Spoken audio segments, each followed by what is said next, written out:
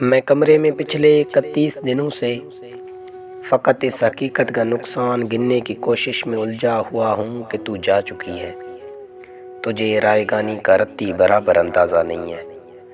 تجھے یاد ہے وہ زمانہ جو کیمپس کی پگڈنڈیوں پہ ٹہلتے ہوئے کٹ گیا تھا؟ تجھے یاد ہے جب قدم چل رہے تھے کہ ایک پیر تیرا تھا اور ایک میرا؟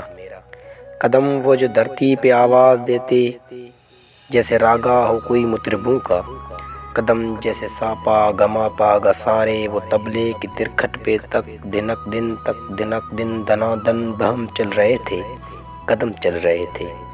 قدم جو مسلسل اگر چل رہے تھے تو کتنے گویوں کے گھر چل رہے تھے، مگر جس گھڑی تو نے اس راہ کو میرے تنہا قدم کے حوالے کیا، ان سروں کی کہانی وہیں رک گئی۔ کتنی فنکاریاں، کتنی باریکیاں، کتنی کلیاں بلاول گویوں کے ہونٹوں پہ آنے سے پہلے فنا ہو گئے۔ کتنے نصرت فتح، کتنے مہدی حسن منتظر رہ گئے کہ ہمارے قدم پھر سے اٹھنے لگے۔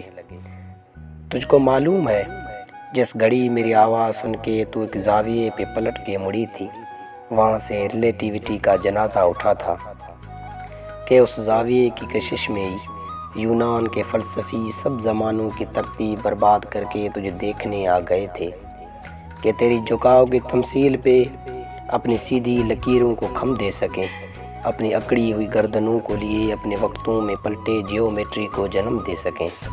اب بھی کچھ فلسفی اپنے فیکے زمانوں سے بھاگے ہوئے میرے راستوں پہ آنکھیں بچھائے ہوئے اپنی دانست میں یوں کھڑے ہیں جیسے وہ دانش کا منبع یہیں پہ کہیں ہے، مگر مڑ کے تکنے کو تو ہی نہیں ہے۔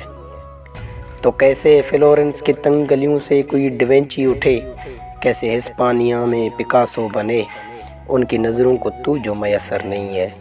یہ سب تیرے میرے اکٹھے نہ ہونے کی قیمت ادا کر رہے ہیں کہ تیری نہ ہونے سے ہر ایک زماں میں، ہر ایک فن میں، ہر ایک داستان میں کوئی ایک چہرہ بھی تازہ نہیں ہے۔